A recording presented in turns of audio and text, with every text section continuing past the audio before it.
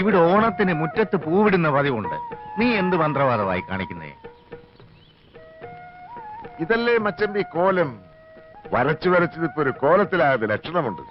അവള് വരയ്ക്കുന്നതേ നമുക്ക് തിന്നാനുള്ള പുട്ടിന്റെ പൊടിയെടുത്താ. തലയ്ക്ക് അസുഖം വല്ല ആണെങ്കിലേ എല്ലാത്തിനും പൊക്കിയെടുത്ത് ഞാൻ പുറത്തെറിയും. മനുഷ്യർ തിന്നാനുള്ള സാധനം എടുത്താണ് അവിടെ മുറ്റത്ത് വരച്ചു കളിക്കുന്നത്.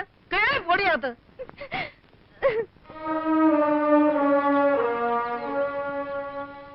നിങ്ങൾ എന്തോന്നാ വായും പൊളിച്ച് നോക്കി നിൽക്കുന്നത്? ഞാൻ എല്ലാം കാണുന്നുണ്ട്. പെങ്ങളെ, അവളൊരു കോലം വരച്ചതാ.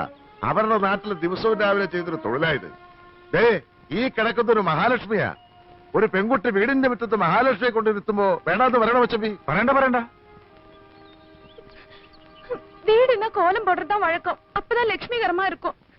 கோலம் மாவுன்னு நினைச்சுதான் அதை எடுத்தேன். പുട്ട് ചുടാൻ വെച്ചിരുന്ന പൊടി എടുത്ത് നിന്നോടാരാ കോലം വരയ്ക്കാൻ പറഞ്ഞത്? എന്തെങ്കിലും ചെയ്യണമെന്നുണ്ടെങ്കിൽ എന്നോട് ചോദിച്ചിട്ട് ചെയ്താ പോരെ? അമ്മ അടിപ്പാങ്ങളാ? അമ്മ അടിക്കാൻ വന്ന ബോധം കെട്ട് വീണു. ബാക്കി കാര്യം ഞാൻ ഏറ്റു. അയ്യോ,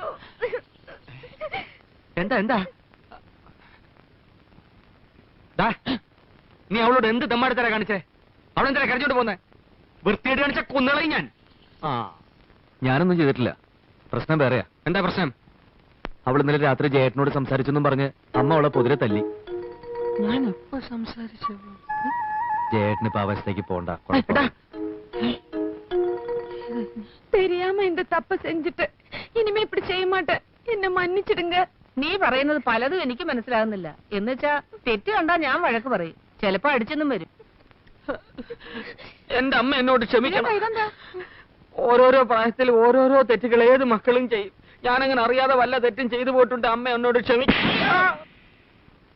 ആരായാലും ഒന്ന് പൊട്ടിച്ചിട്ടേ ഞാൻ ക്ഷമിക്കത്തുള്ളടാ. അപ്പൊ നീ ആയിരുന്നു പുട്ടിന്റെ പൊടിയെടുത്ത് അവക്ക് കൊടുത്തത് അല്ലേടാ? ഹരീഷ്ണ,